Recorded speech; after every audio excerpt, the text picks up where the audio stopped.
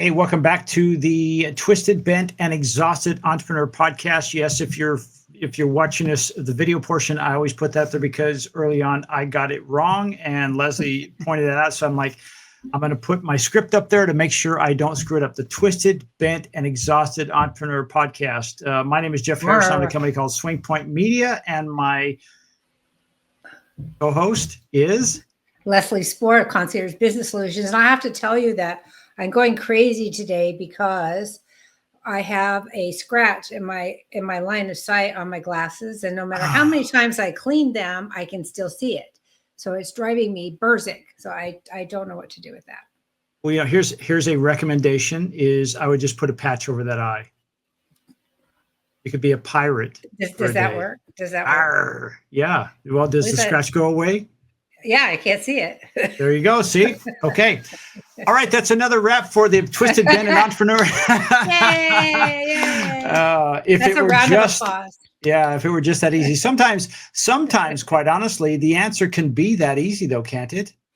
Yeah, always. It can be easy. Is that what? Put a patch over it? Yes. Well, absolutely. no, I mean, yeah. Sometimes it can be that easy, that because we've all done. I'll be the first to raise my hand. Is like, I have worked myself into a tither trying to figure out the answer to a problem. And I'll call somebody like Leslie, why don't you do this? I'm like, of course, I'll do that. And it works because they're not what? Personally involved. Yeah, you're not in the chaos, right? You're not in the chaos. You see things from a different. It's a forest and a tree. Forest and a tree. So, hey, that's why you're here. Are we the tree or the forest? We're helping people through the forest is what we're doing. There we go. Navigate the forest, baby, because that's where all the woodnicks live and the magic is made. You're crazy. It's going down a weird path. Okay, so today, speaking of paths, we're going to talk about, hey, what tools do I need to run my business successfully? Yeah. And you know, I'm a big AI advocate. I know you use AI. I actually have a sleeping partner that's an AI. No, I don't. I'm just kidding. But that's how attached I am with AI. Well, you know, it's like, it could be, she tells me, well, you know, think about it. The Calm app could be an AI assisted, like it's taking Tom Selleck's voice or LeBron James's voice and reading the stories that's so boring that it puts me to sleep. That's the whole idea behind the Calm app. Well, I got to tell you real quick that there's a movie I just watched. It's extremely violent. So warning, pre-warning, it's called Companion. My sister told me about it. I think it's on Netflix or Prime. I don't know. But it's about this guy who has a robot girlfriend who doesn't know she's a robot.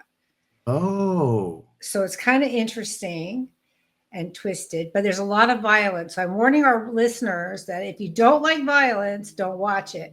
But from an AI robot perspective, it's pretty interesting. So it's the dystopian side of having a robot in your home. Kinda. It's not the utopian.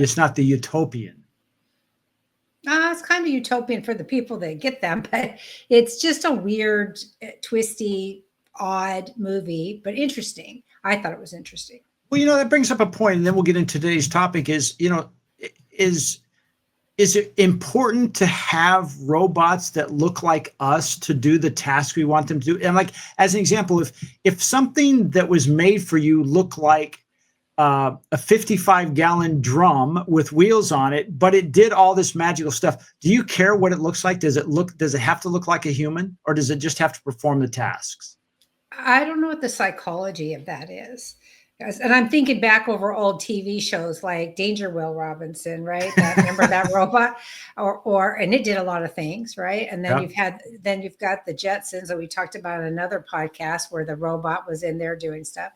I don't know if it needs to look like us or not. I'd have to give that some thought, because there's got to be a psychology to it, which is why they're kind of making them human looking. But I'm not sure what it is. Well, you know, you think about it, it's like those Roombas and the vacuum your floor.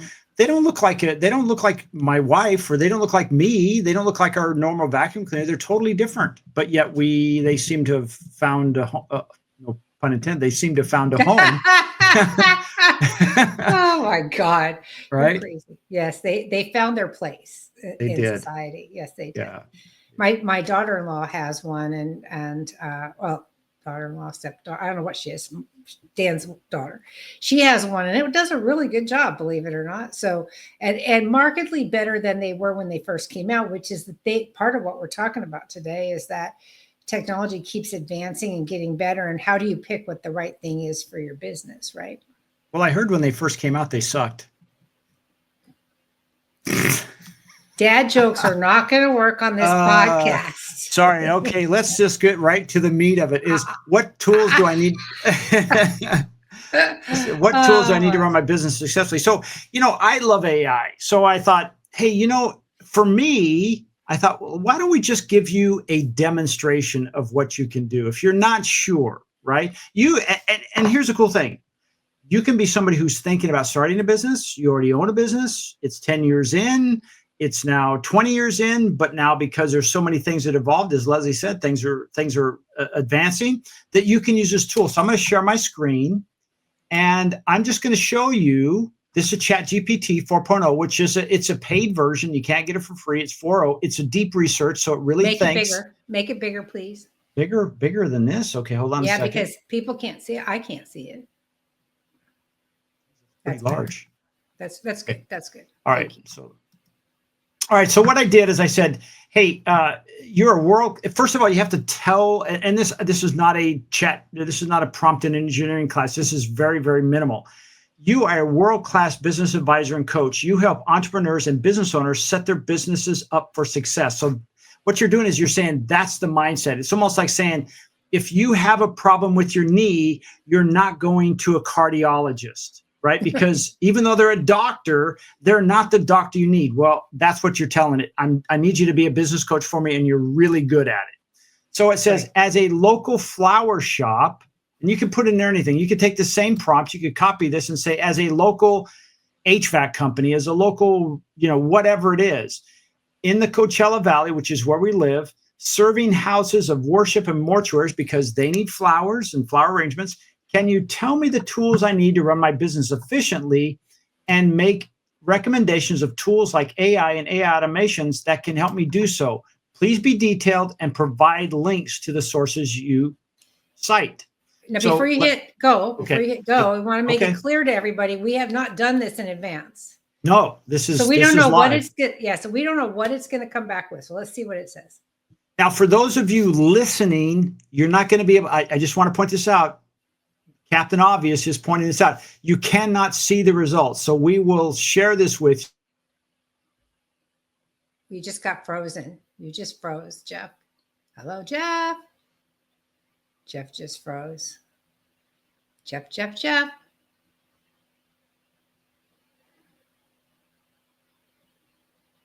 He's frozen. So if you're listening and you're not hearing anything, it's because Jeff is frozen. Jeff. Well, at least his face isn't frozen in a funny way. Hello. I don't know if he knows he's frozen. Hang on, let me text him and tell him.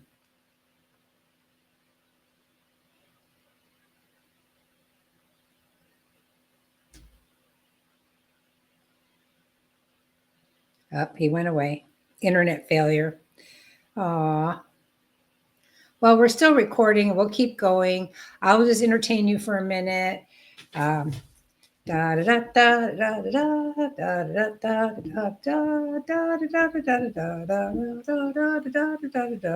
if we'll probably have to cut that out. I don't know if we're going to keep that or not. So what tools do you need to run your business successfully? Well, we're going to tell you that if Jeff gets back on.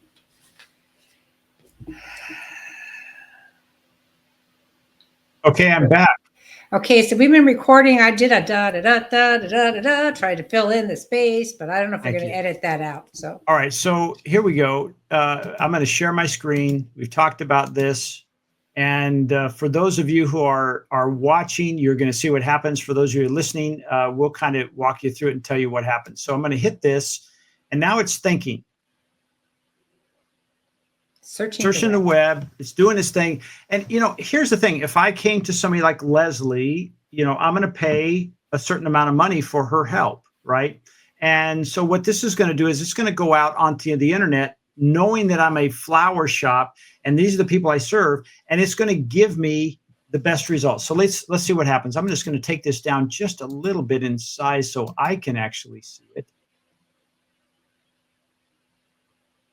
Okay, so it's given me a bunch of stuff. It says, okay, here's some stuff. It says, as a local flower shop in the Coachella Valley serving houses of worship and mortuaries, implementing the right tools and AI-driven automation can significantly enhance your operational efficiency, customer engagement, and profitability. Now here's a cool thing. Here's a comprehensive guide to essential tools and AI solutions tailored for your business. Point of sale. Yep. Got flowers. Okay. All right. So that makes sense. Pearl by Floor. So there's a couple of choices that you have along with, here's your apps. It's like where it came from, or the links, a CRM. Now, Leslie, tell people what is a CRM?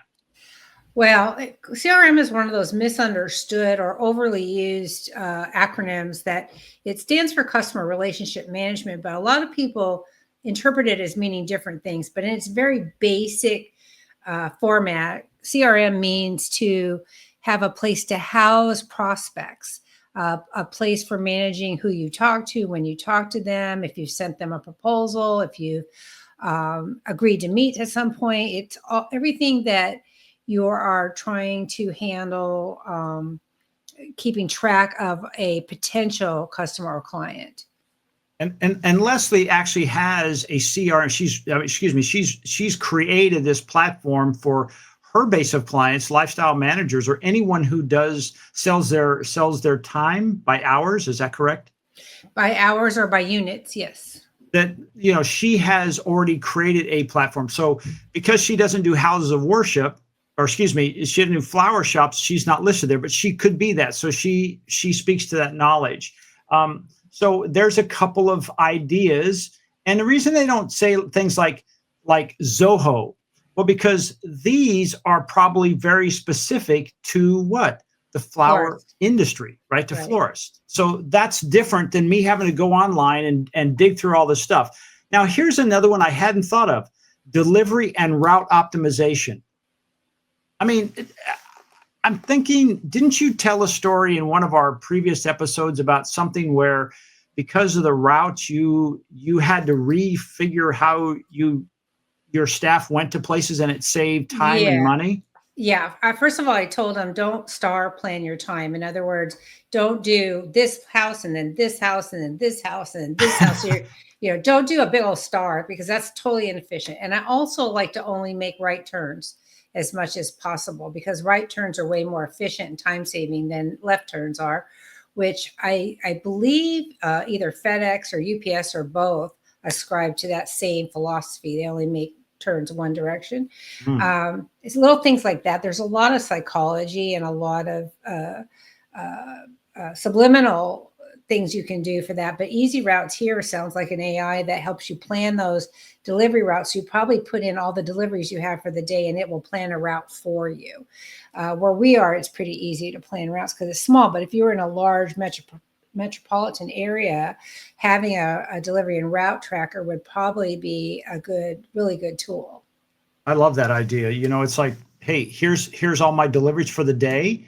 And it probably, I'm guessing now, if you had it connected to your CRM, then it would say, basically, because there's probably a calendar on the CRM and all the deliveries for that day, it would probably take that and then be able to put it in a route already for the driver and then send it to the drivers, right? That's what it says it does. That's what Easy Routes by Round Trip. If you read what it says, that's what it does. Well, but I didn't want it to stand alone. What I want to say is, hey, you're probably going to use a connective tool like Zapier or the API from this product and tie it into one of your CRMs. So it knows, hey, what your day's already doing it, and it's doing it automatically. So that's pretty cool. Right. So let's see what else it says. It says, hey, you're going to have some marketing and customer engagement out. Okay, so it might even, Brevo, formerly send in blue. Now, how cool is that? It's up to the minute. It says enables creation and automation of email and SMS campaigns, helping you send targeted messages and analyze campaign performance. Well, that makes your effort, obviously, we said we want to be more efficient, right? So we want to make sure that what we're doing, is it working? That's kind of cool. Or you could use something like HubSpot. Now, I will say, and again, this is not an advertisement for anyone. No one's sponsoring us, but HubSpot can be quite expensive, but it offers a suite of marketing, sales, and service tools, including CRM, email marketing, and analytics to manage customer relationships and automate marketing campaigns. These are things go ahead. Go ahead. Sorry to interrupt you. I'm always going to interrupt you. So I'm going to apologize once and be done with it. So even though HubSpot is expensive, right? You can go look at it, see what it does that you could utilize for your business, then put back into AI. I need an affordable tool that will accomplish these functions, and it will come back with something else other than HubSpot. So you can get the best of what you need in a more affordable way. Yeah, and we might try that at this as you bring this up, as we go through this list and say, okay, my budget to run my business, let's just put a number in there, $1,500 a month.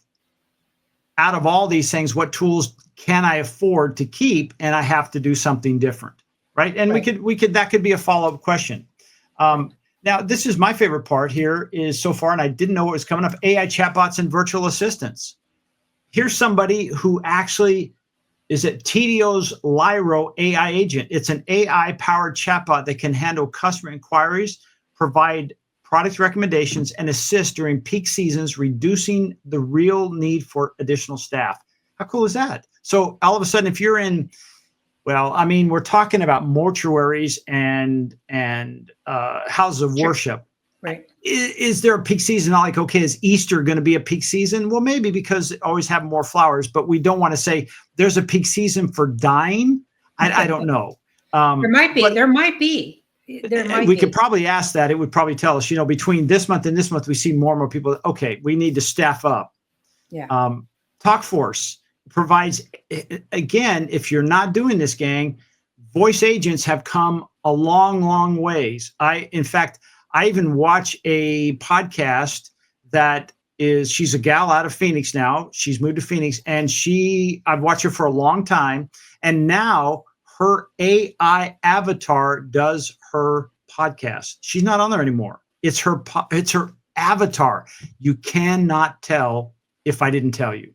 It's freaking good. We are live, however. Yeah, right? This is the real deal. If you cut me, I will bleed. That's right. But don't do that, please. Okay, so anyway, it says provides AI voice agents that can handle calls, take orders, and manage reservations, freeing up your staff to focus on creating floral arrangements. So you might say, you know what? I love making floral arrangements, but I don't like doing those other things. Get a hold of TalkForce AI, plug that in, and it'll take care of the stuff that you don't like to do, and it will be done efficiently for you and effectively. I love that. Right. What's that next one? Content and SEO. So Jasper AI, go ahead. Well, it just talks about assisting in creating product descriptions, but these are, again, focused on specifically flowers. So it already has loaded the content used most often or for floral arrangements and events requiring floral arrangements. So it's going to create content specific for you. Flower store in a box, it says it does the exact same thing, right? And it puts the meta titles and descriptions so that your SEO is going to draw business to you. And if you don't know what SEO, it's something optimization. What is it, Jeff? Search engine optimization. Oh, that's right. Yeah. Search engine. I know what SEO is from a acronym perspective, but I don't always know the words. So search engine optimization, which is key because the algorithms for searching for information change almost every day. And the more content that gets put out in the world, which is multiplying at a speed with which you can't even comprehend the amount of content that's going out, is forcing social media providers to modify their algorithms and or drop content. Like we just got a notification from Facebook not that long ago that said live videos are only going to be held for X amount of time. Now you can, and that's going to be deleted. So you can download them and then re-upload them as a video. But if you do it live, it's going to disappear eventually. And I don't remember what the period of time 30 was. days. 30 days. Was it 30 days? 30 days. So you need to put into your process, create the live video, and then immediately download it so that you can upload it at the end of 30 days because it will go away. And so that's what's happening in the world today. I think there's more, I don't know if this is accurate. I think there's more video content than there are grains of sand at this point. And if not, it will be shortly because it's just exponentially gets bigger and bigger and bigger every single minute of every single day. Well, during the week of April, I don't know when you're watching this, but the week of April 22nd, during that week, I think that was the 20th anniversary of the first video that went up on YouTube. Was 20 years really? ago. Yeah. And I think back, I'm like, I remember putting something on there back in, 20 years ago in 06, or excuse me, 05. As soon as it came online, I'm like, I got to try that. Now it was brutal. It was video that was like today's standard, unwatchable, but it was very highly anticipated. And we all watched, I hate to say it, we all watched crap because that was that's as good as it was. But the thing I want you to kind of latch onto, this is the worst it's ever going to be. It just keeps getting better. Right. And then the next one is website building. So if you don't already have a website for your flower shop, you can create one that has already the knowledge for a floral establishment. So you don't have to go to a tech who has never done flowers before and doesn't understand maybe the nuances associated with a business like that. This will already have all that built in so that you can, again, do it easier and faster. That's really the crux of all this. Can I jump in there for just a second? No. Okay. So there's a process called vibe coding, and it everything has to. It's like every storm that comes off the Pacific has to be named. It's just raining, folks. But anyway, so everything has to have a name. Now the new thing is called vibe coding. It's just basically using conversation to build something and letting the AI do the coding for you. Well, it has gotten so easy. I want to share another screen with you. This is something that's called Bolt New. And you can see it up here, bolt.new. And it says, what do you want to build? Well, again, I could head over to ChatGPT, get the actual verbiage, the prompt that I want built for my floral shop, put it in here, and then hit start. And it would go to work and it would build my website. And it would be something I could say, hey, you know what? I want to, build this kind of website. There it is. It'll give it to you. It'll make it mobile friendly. And if you want to make an app, it doesn't matter. You can just put it in here and it'll put it together. So this is one of those things. And before we get off today, I want to show you something because I just got a notification from one of my developers that I did this process on a landing page we made. It took 7 minutes. We talked about it in our last episode. And I just want to show you, because I didn't have it uploaded at that point, but I'll show you. I'll pull it up before we get done and you can see it. But this is just one of many. I used a product because this Bolt you can apply for right away. There is a service, there is a fee you pay for it. It's very nominal. But there's another program called Manus. I think I shared something that's called Abacus. That will do the same thing. So that whole thing of like, well, I can't afford, I don't know where to start. This is the idea. So when you get to this thing about website building, that's what you want to do. You don't have to. You may not even have to hire somebody. But I want to throw a caveat in there. No caveat. Go. Well, and we'll talk about this when we get to software applications, but nothing is 100%. You still need a human element to things. You need to review it. You need to make sure it's appropriate for your business. Even though these things are making the creation much, much faster, but you still need to be involved and take a look at things and make sure that it's what you want. And so I don't think, I think there will always be a place for the programmer or the, like I have an IT support staff that helps me with things. There's still always going to be a place for them as well. So don't think that what you get out of this is 100%. It may be 100% ready to go. It may not. And so we'll talk more about that in this podcast about why some things are never 100%. And that's one of my favorite topics. So when we get there, we'll talk about that. Go ahead. Well, I'll hit you right on it because I was one of the first, believe it or not, one of the first people using bolt.new. And I put that in there about, I wanted to build something, and I asked it to build something that I already had been using. It was my content accelerator. And in about 15 minutes, it had built the whole thing, not only the back end, but the front end in 15 minutes. Now, at that time, I was on a free plan, so it built this for me, a working model for free. Now, here's the cool thing about it. At that point, I couldn't do a lot of modifications. Today, I can now say, okay, in this area, do this, and I can keep tweaking it till I like it the way I want it, and it will do that. And I can even test it. Say, let's say if you have a submit button, where do I want to go to? Go to this email, and it will code that in there. It's freaky good. So, but here's the part for me that I still need my developer is I have to hand that package off to them. They'll install it on my website, right? And then we'll test it and make sure it still works. But the cool thing about it is it's almost like, have you ever seen somebody, Leslie, where they say, okay, you're in the police station. They say, well, let's get one of those people in here that do the sketch. Mm-hmm. Okay. And you're looking at noses and eyes. You're like, okay, a little tweak in there. You're tweaking it, right? Well, that's what we're at right now is the person who wants that outcome. In this case, let's say it's Leslie and she wants this floral website. She can keep tweaking and say, no, I want these colors. I want this picture. I can change an image, whatever. That's the part where you're still involved. It's not one of those things, like I said, 6 months ago when I did this bolt.new and it spit it out. This is the way it was. And now if I'm not a coder, I don't know how to fix it. Today, I can preview it and say, no, I want this color. I'd like that button to say this. And then when you're done, it will give you the finished product, which is really cool. Yeah, this morning I downloaded, because I got caught in a pop-up, and I downloaded an app for interior design where you can just take a picture of your room and then tell it what style you want, and it'll create a new look for you.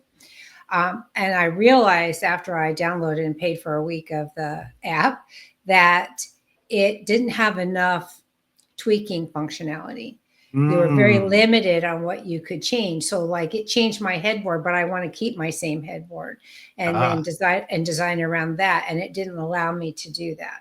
And actually it didn't really change anything that much. It just pretty much either that room can't be changed very much or the app is too limited. Yeah. And so I immediately canceled the app because I could see that it was not going to allow me the flexibility to pick and choose what I actually wanted to do. And I think that's the point you're making, right? You need to be able to find things that give you that flexibility or have a programmer available to help you with it once you get the outline. I love it. I love it. Yeah. Well, the next one is implementing AI for business growth. And one, it says automate routine tasks. Boy, that is so true. And Leslie, I know you want to hit you right on that because you have a whip in your hand and you can ride that horse. Go, girl. Yeah, this is my area of expertise, right? So I developed a software called Essential Elements that that is a data collection system. Originally, it was a data collection system for tracking time for the work we did under executive errands. And it's a tool specifically designed for the lifestyle management industry, or really any industry that charges for time. Designers, you could even do units. Pool companies could use it because they can do a unit. HVAC companies, any of those service-based things where you're charging for the time you go to do something. And so the trick here when you're automating routine tasks is to make things non-recurring, right? And so what's the difference? Well, recurring tasks mean you have to do them over and over again. You don't ever want to have to set up data more than one time in a system. So for example, when I add a client, I only have to add it once. I only have to put the data in once, and it's there forever. Whereas in a recurring system, you may have to add that client every time you go to do something with them, or you have to add their billing information every time, or you have to tweak something else. So you're looking for ways to automate the processes you do in your business so that you have time to focus on other things. And you want to do it with an eye to management by exception. So you can automate your processes, but you need a way to audit them to make sure they're working. And the way to audit them is to have a management by exception where show me the things that are not conforming to the process. Where is the process broken? Here's an example. You're trying to ship on-time delivery of some widget out the back door. You make widgets and you ship them. And you're measuring what your on-time delivery is. You get this many orders a month. They're all supposed to go out this month. And 80% of them go out on time. Okay, well, that's good. 80% went out. But what's wrong with the 20%? What broke in the process that 20% could not go out on time? So you have to do what they call root cause corrective action evaluation of why that 20% didn't go. And it could be because you were short material, or it could be because somebody was out sick and the assembly procedure broke down. Or it could be that you didn't get paid in advance for the product before it went out. The credit card was declined. It could be any number of reasons. And each of those reasons need to be addressed and then corrected so that next month you get 83% on time or 85% on time. It's part of a continuous process improvement initiative. So when you automate routine tasks, you're trying to increase the value that your clients get. In other words, here's another example. We used to track time by entering how much time we worked doing this and that. So we would save a report that said we did a task, and then we would enter the time for it. Well, that's redundant, right? So I would enter the form and save it. And when I save it, it automatically now creates the time entry. And that all I have to do is put the start time and it does the math calculation for the system. I don't have to do anything else. Well, that saved us 87% on labor. Wow. For just that one change. Okay. That's amazing. 87%? 87%. Okay. It also eliminated the complaints I was getting from employees who were having to do that work at the end of the day, and they felt like they weren't getting paid for it because they were implementing this time and they were spending time in the business, but they didn't feel like they were getting paid for it. So it eliminated all of that. An 87% reduction in the amount of time it takes to enter time translates into 87% more time that the employee can focus on the client. Right? So it's a huge impact. And so any place where you find that you're doing redundant data entry needs to be automated. Okay? Whether I do it or somebody else does it, or you find a software system that does it, needs to be automated. The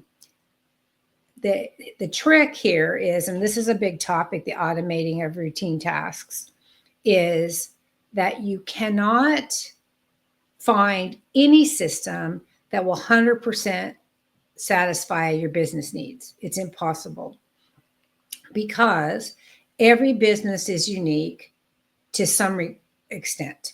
I can't tell you as a consultant how many times I walked into a company to help them, and the first thing they said to me is, "You don't understand my business." I used to do a webinar. By the way, I've tried that with Leslie. She's also my business coach, and I still have marks that are healing on my face where she hit me like, no, With a doesn't paper, work. with a rolled Doesn't up work. paper, newspaper. Doesn't work. That's right. I don't coddle my people. I really don't. I used to do a presentation for these companies called Common Complaints. And I would share with them the common complaints every broken company has.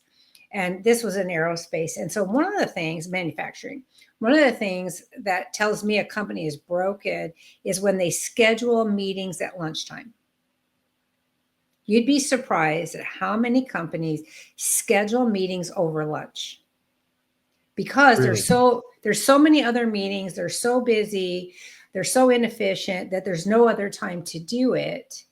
That tells me the company is broken right away. No question. And so I would go through this litany of complaints that I hear from every single company, and they would quickly realize that their company was not that as unique as they thought it was. And they were jacked up. Right. Well, when there's low-hanging fruit, you can be a hero really easy. So you don't always point out the low-hanging fruit, but not when you're a consultant anyway. But it is important for them to get an understanding and realize that somebody like me has the expertise to help them because I do understand what they're going through. And that's one of the things I bring to any business consulting that I do is that I've been there. I've done it. I've been doing business for 40 years, and so these businesses only 20, but I had almost 30 years in aerospace, which was highly corporate and manufacturing and process driven. I was there before computers, believe it or not, and there when we implemented computer systems. And so I totally understand how this stuff works. And it's important for the person you're working with to understand that you understand their issues. Now, having said that, you want to find, when you're looking at automation and trying to find software systems that are going to help your business, you want to look for what we call the best fit. Okay. And a best fit means that it mostly satisfies what you need. And having said that, I want to warn people not to try to find something that works the way you've always done it. Right? Because that's where people get into trouble. The process is what's important. Right? And the goal is what's important. So say, I always use the cat, but I won't use the cat. I will say I want to bake a cake. Okay. Isn't that what we used in the video that I did for my learning class? Yes. I did bake a cake because when you talk about naked cats, people get very upset. So I'll talk about baking a cake. So there's a lot of different ways to bake a cake. You can buy all the individual ingredients and you can put them together and turn that into a cake. You can mix the liquids and the dry first and then mix them together. You can buy a cake mix and add ingredients to it to enhance it. You can buy just a cake mix and use that. I mean, there's lots of different ways to bake a cake, okay? The goal, though, is to have an edible cake at the end, right? So who cares which method you use to get to an edible cake? Nobody should care. Right? It's human nature to care. So when you walk into a company and you're trying to re-engineer their business processes to help them use a new automation tool, they can be very resistant, but we don't do it like that. That's not how we do it. It doesn't matter how you do it now. It matters what you need to do to work within the software you have in order to achieve the result that you want. Okay, does that make sense? Totally. Okay. So, and then the other thing is shiny objects. So I used to use the dishwasher example all the time. If you walk into, say, Sears, and we're not promoted by Sears, I'm just using that because everybody can relate to it. If you walk into there's Sears, more for your life at Sears. I just want to point that out. Is that their slogan? I had no idea. Yeah. So you walk into Sears and they have all these different dishwashers, right?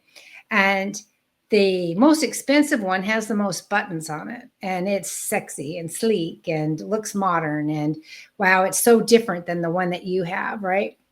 What do you use when you get home? What do you mean? The Well, dishwasher? what on the dishwasher, what do you use? You turn it on and you let it run and you empty it. Yeah. Do you Dry or use no dry, right? dry or no dry? And most people allow it to dry. They set it one time and then they use the same setting all the time. It is very rare that somebody will go back and say, oh, I got a light load, or I just want to rinse, or they'll just hit start and it'll run and be done with it. So, do they need to pay for all the bells and whistles that come with the fancy one? They really Right. don't. They need one that goes on and they need that one that goes off.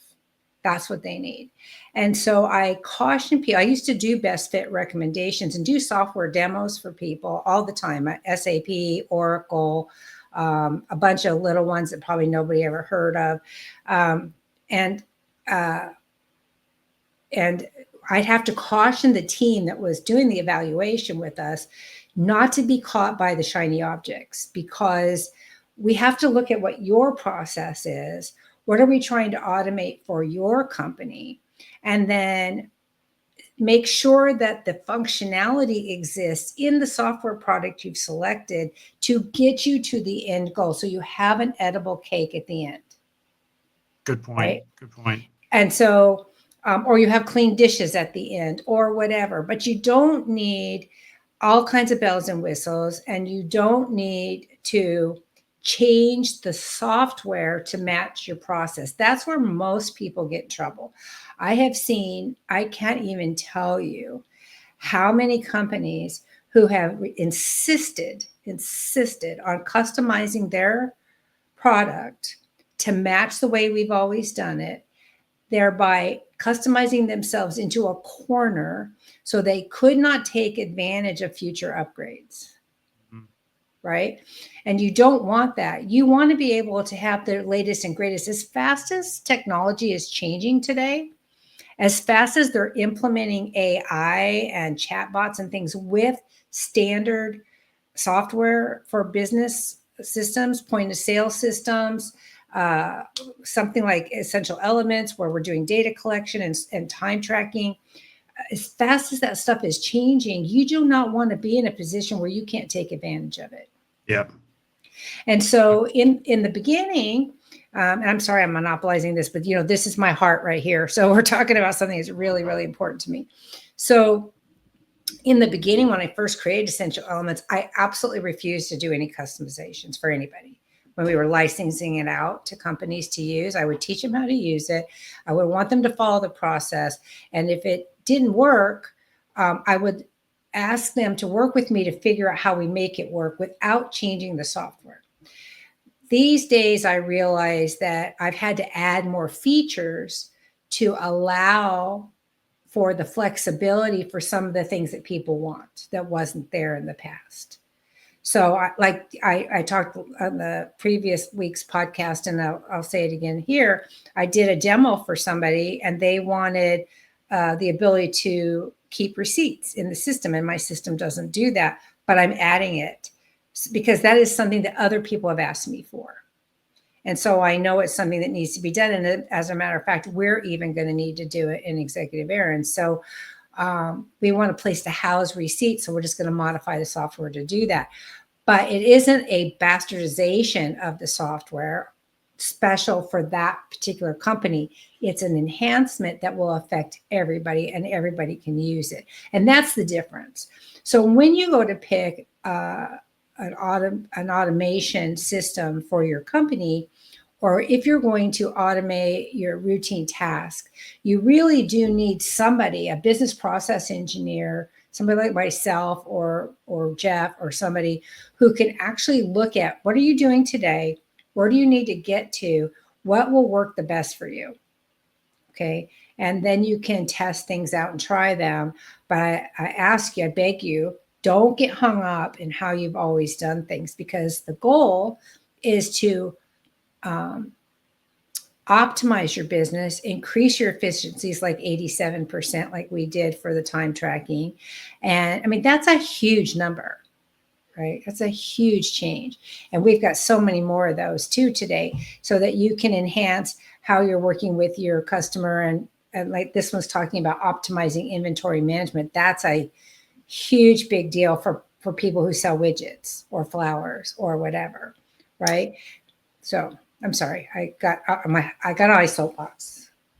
I was looking for my hook, but I couldn't find it. The issue is the hook, and obviously she has a soft spot in her heart for automating routine tasks. That's good. I do. I think it's important because you can get obviously caught up in that. The next one I want to talk about is enhancing customer experience, and this is where I think it's one of those things. It's like an engineer. Sometimes I get in a car and I say, well, who designed this car? The designer designed it for them. They didn't design it for the end users. So sometimes we have to look at it and say, you know what, how is the customer experience? And I used to do this a lot of times when I was in the golf business. We would go out and shop our customers and see what kind of experience they were getting as we were getting as a customer in our competitors' world. And we'd often say, wow, they're doing that better than we are. Let's implement it in what we're doing to improve it. In this case, implementing AI chatbots to provide instant response to the customers. There was a survey, and it's odd that it's 87%. When it was served, people were surveyed, they said 87% of the people would rather talk to a chatbot than a human if they can get a response faster.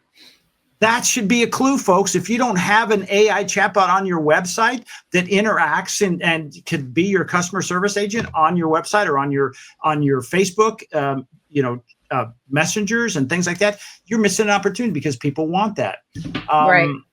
It's improving satisfaction, increasing conversations, optimizing inventory management, leverage AI to predict which flowers will sell best based on season, location, and customer demand, and allowing for better stock. Those are tools that weren't there. And it says, wrapping up, it says, by integrating these tools and AI solutions in your flower shop operation, you can streamline processes, enhance customer engagement, and position your business for sustained growth in the Coachella Valley market. Now, I've known Liz for a long time. I don't think she's a flower shop. I don't think she's a florist, nor am I. But we could actually now take this very detailed and comprehensive process and follow up with it. And we could probably run a flower shop. Now, here's the cool thing. If you watched our last podcast, we talked about agency. Mm-hmm. And what that said, if I were looking to get more business and flower shops are my target market, wouldn't I create a document that I could give to those flower shop owners as a gift from me to them that they didn't ask for? They could help their business be more efficient. In this case, as Leslie did with hers, 87% improvement. I mean, in one area. Yeah, and just in one area we're talking about. So as an example, they also list, as I asked, I said detailed. So there's an AI CRM for software demo. It says you need further assistance by selecting this. And so you can see it does a phenomenal job. Now, we're kind of run out of time, but I'm going to put in a prompt here and say,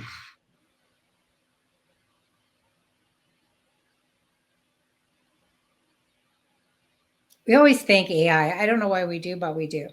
Sam Altman said, it costs them millions of dollars more a month because we say please and thank you to our AI, but it's really hard not to treat them because they're so giving. They'll do whatever we want. So this is great. Thank you.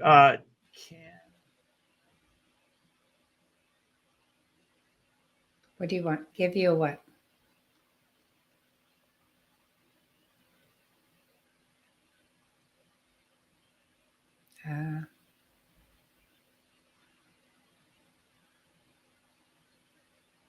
Let's see what it says. So you asked it. So for the people that are listening and not watching, he asked if the AI could give him an approximate estimated monthly recurring cost to utilize these tools. And so it's coming out with, let's see.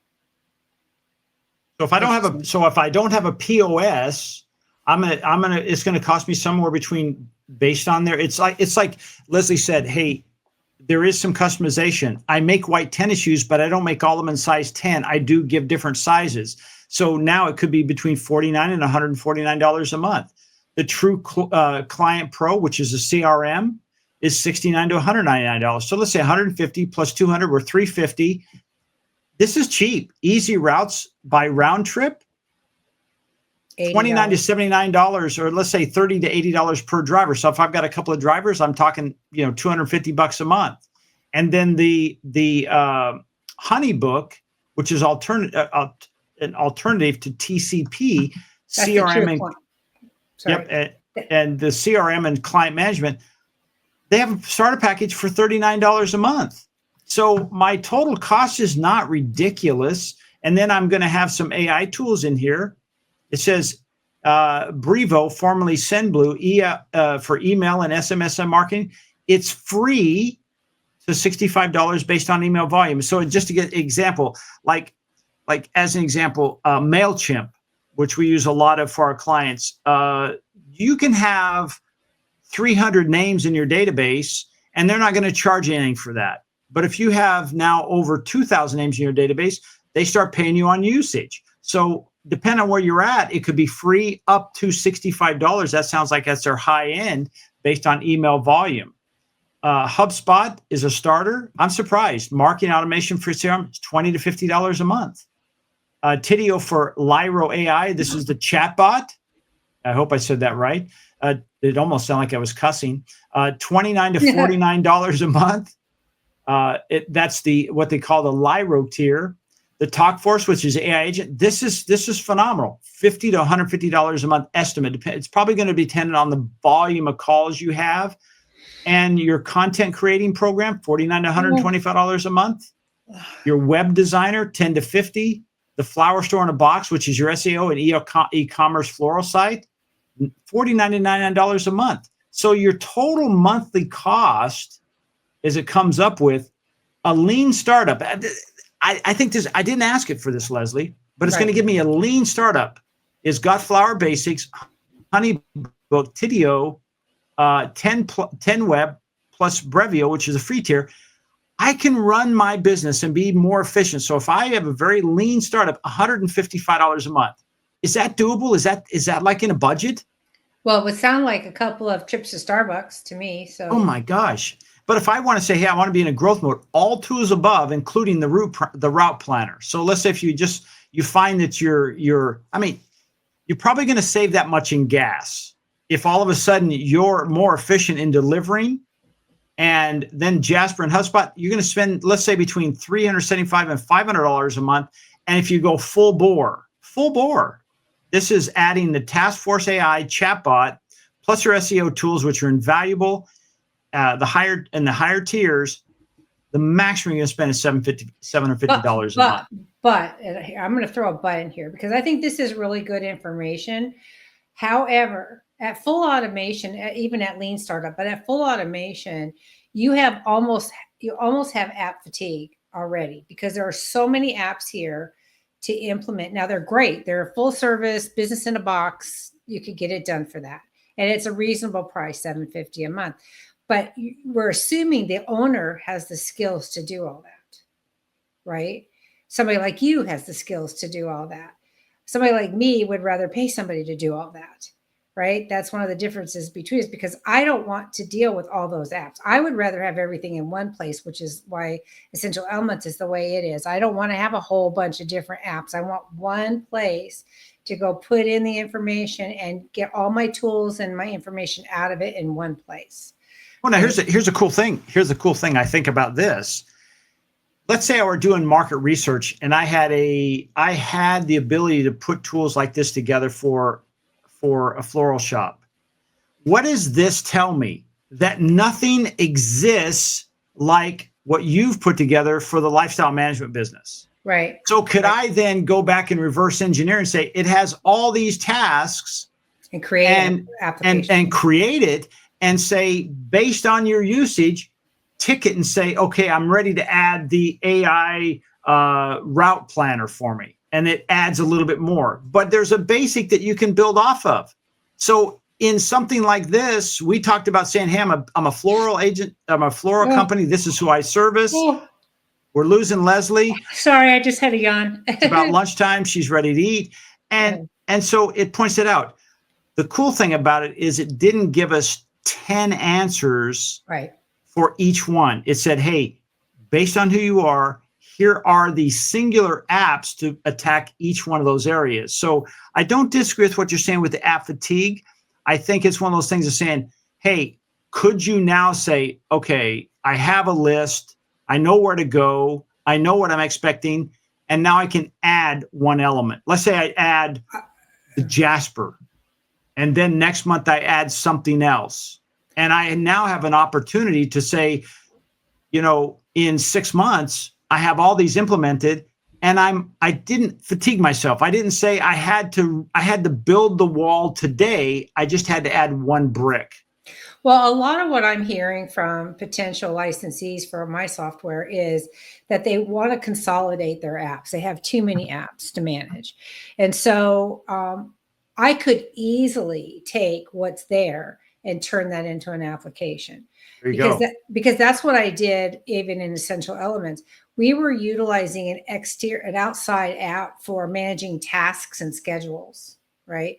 And I hate to say this because it sounds like bragging, but it's the truth. I can look into. Go ahead. You've been doing it for an hour. Go ahead. I know. I know. I can look into software and see how it hangs together. Like those pictures with the dots, and you see there's a picture in there. I can do that with software. I go, oh, this is what they're doing. I can see the logic. So not literally, but I can visualize the logic. So I took logic of the apps we were using for tasks and schedules and built it into my system. Okay. So now it includes tasks and schedules right in there. I didn't need a separate app for that. We did the same thing with the calendar. We were using an external calendar app and said, everybody said, I don't want to go to a separate calendar. I want it in the system. So now we have a calendar in the system. And not only do we have a calendar in the system, but we made it so that when you update a schedule or update a project start date, it automatically updates the calendar. Which it should, yeah. Yeah, which it should. But that's the thing, is that people say, okay, I have a calendar app, but now I've got to enter it here and I got to enter it there. No, we'll enter it here and make that update the schedule. And if we need to change it, we need to change it over here. And that will also update the calendar, so that very rarely do we have to enter events on the calendar. Generally, it's for employees being out of office, or company meetings. We add those on the calendar. But most of the stuff is managed elsewhere in the software so that it's automatic, and that's what we're talking about when we say you want to streamline and automate recurring tasks. I should not have to enter something in two places. One place should get it done. When we enter time, which was automatically created, it automatically tracks the time card. I don't have to enter it separately on a time card. It automatically does that. It also automatically subtracts it from what the client has on hand, so that we don't have to go and manually track what the client has used. It's all automated. And that's what you're looking for. So flower shop, bagel company, what was the other example I used earlier with somebody else I've worked with? It doesn't matter what you're doing. It matters how you accomplish it. And if you don't know where to start, if you come to me and you say, hey, I've got this flower shop and I want to create an app just for flower shops and I can't do all these things, definitely we could do that. That's not that hard to do for us. Is it going to cost some money? Yeah, it will cost some money to do it if you want your own automated app. Otherwise, you can utilize all those separate apps and accomplish the same thing.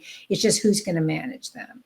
Because I'm a big look at, I know you're using 1,000 different AI kinds of apps at any given time. It's every time you send me something new, it's a different AI app. And I'm like, how is he doing this? For me, I need more automation than that. I need to be able to go one place and do everything. So I think it's just a different philosophy about how to work a business. Neither one is wrong. I mean, it's just different. Here's the thing that's changing, and we see it in so many fields, Leslie, because of the advance. And I'll wrap this up on my side. Is so many things now are taking things that used to not be scalable, and now they're scalable, but they're still personalized, right? And so as an example, we took a software that we've been using that all of a sudden they escalated their cost of their usage almost like 5x. Like, it doesn't make sense for me to use it. So I did what you did. I reversed engineered and said, okay, I'm going to build something like that on my own. And I can do it for a fraction of the monthly cost that they were going to pay me, except now I'll own it and it'll be owned in-house and it'll do Right. everything I needed to do. I just had to tell, like we showed earlier, like Bolt as an example, this is what I want to build. This is what I expect from it. This is the reporting I needed to do. This is how I needed to be able to process an unlimited number of clients and Right. go build it. And it's Right. like, okay, I'll go build it. And then we test it and say, okay, we need to tweak this. Well, that's the customization that we're moving into at Yeah, so such fun. a rate of speed. It's like the bullet train going at 190 miles an hour. It is accelerating so quickly. So if you find yourself up against the wall and going, there doesn't seem to be any one tool out there I need, you should contact somebody like Leslie and say, this is what I need to have done. This is the outcome I need.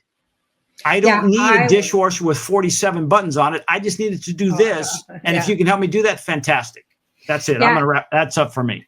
Well, and I just love this stuff. My brain works this way. I have an analytical brain. Well, my software brain is analytical. I absolutely love to do this. And so I'm hoping, well, I always say hoping, and I hopefully people will comment to us and say, hey, I need this, or I need help with this, or I have this existing application. What can I do to make this more efficient for my business? Because we're not saying throw out everything you have. We're saying, look at what you have and how can you make it more efficient? And that's the key, especially if you can eliminate recurring stuff, right? That's it. So that's us. That's what we do. This has been another exciting episode that is called the Twisted, Bent, and Exhausted Entrepreneur Podcast. My name is Jeff Harris. I'm a company called Swing Point Media. We are an AI digital marketing company producing content to help attract ideal customers for local business owners. And then my co-host, Leslie Spoor with Concierge Business Solutions, making your business better one detail at a time. We'll see you next time. Please make sure if you like this, give us a thumbs up, give us a 5-star review. If you can't, give us a 6-star review. We really appreciate that. That will set us apart. Also, share this with somebody who you think, hey, you know what? I kind of like listening or watching these people. They seem to make sense because we are in the trenches. Please follow and like us, and we'll see you next week. My name is Jeff Harrison. Again, have a super week, and we'll see you on the next one. Bye.